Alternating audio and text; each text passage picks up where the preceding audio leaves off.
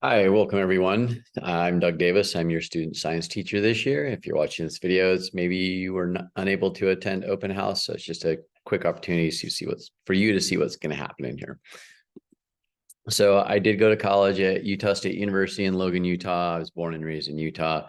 Spent the first, 24 years of my life there, and I've been here ever since. I have a master's of education from City University, and I've been at Islander Middle School for 29 years. This is my family, Dylan Ryder, my wife, Tawny. This photo was taken at Victoria Falls in Zimbabwe from our trip to Africa last summer. Here's my son, Ryder. He is a junior in the high school at Mercer High School. This is my other son, Dylan, who's a senior at the University of Washington in the Foster Business School. And then my wife, Tawny, with a young line in the background. And lastly,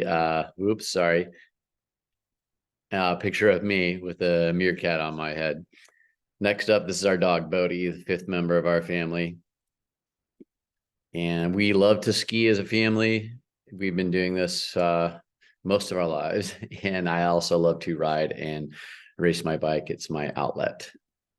So course overview, without me reading all of this to you, we start with the nature of science, just making sure that the students understand the process of science, knowing variables and procedures and experiments and those types of things, making sure they can look at their results while drawing conclusions. And this never goes away. It will stay with this will be a theme throughout the year. Then we move our way into matter, looking at solids, liquids, and gases, specifically phase changes, and then we will move into solutions and mixtures, eventually landing in elements, which will put us into some basic chemistry. We'll start pretty simple and making sure the students know and understand the periodic table and doing some complex stuff as well with a little bit of balancing chemical equations and a couple cool labs too.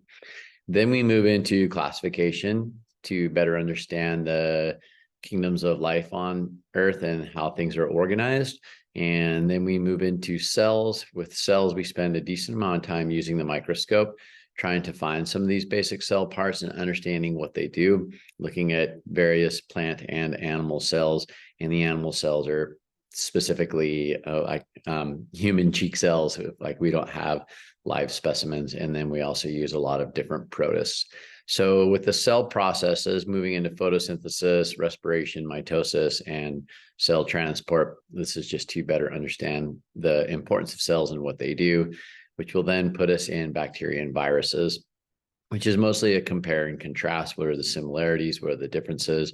And of course, with the size of bacteria and viruses, there has to be a good way to teach this, which we believe is modeling. So we have some really cool models that we get to do with this. Then in genetics, we start with basic Mendelian genetics, Punnett squares, pretty simple monohybrid cross traits. Students typically love this unit because they get a chance to wonder about themselves.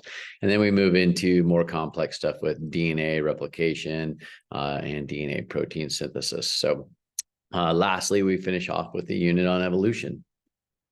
Schoology versus Skyward. So you can see here on the screen that Schoology is a communication piece. And so it's also, I feel like it's a great calendar for the students to use. And then Skyward is really specific for accessing grades for families and students. So in the short, Skyward is for grades and Schoology is for everything else. Grading this year is based on the G for E, which is on 4 basic mindsets. G for E is grading for equity. Mindset number 1, where it says behavior is ungraded. Basically, what this means is there's no extra credit. There's no punitive scores for not turning work in on time. It's really about what does a student know and what are they able to do. Mindset 2 is what they say lift the veil, and that's just so that learning is not a mystery. And the proficiency scales are made available for the students. They're also made available for you as a parent. That's the first thing you'll see on the Schoology page when students land in science. I always link the scale we're working on at the very top of the page.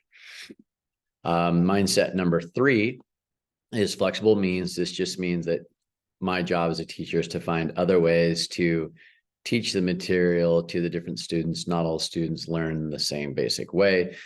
This is also part of UDL, which is Universal Design for Learning, as well as Mindset 4. So really the difference between Mindset 3 and Mindset 4 is Mindset 3 is variation in my teaching approach, and mindset 4 is variation in assessment and letting students show different ways of their learning.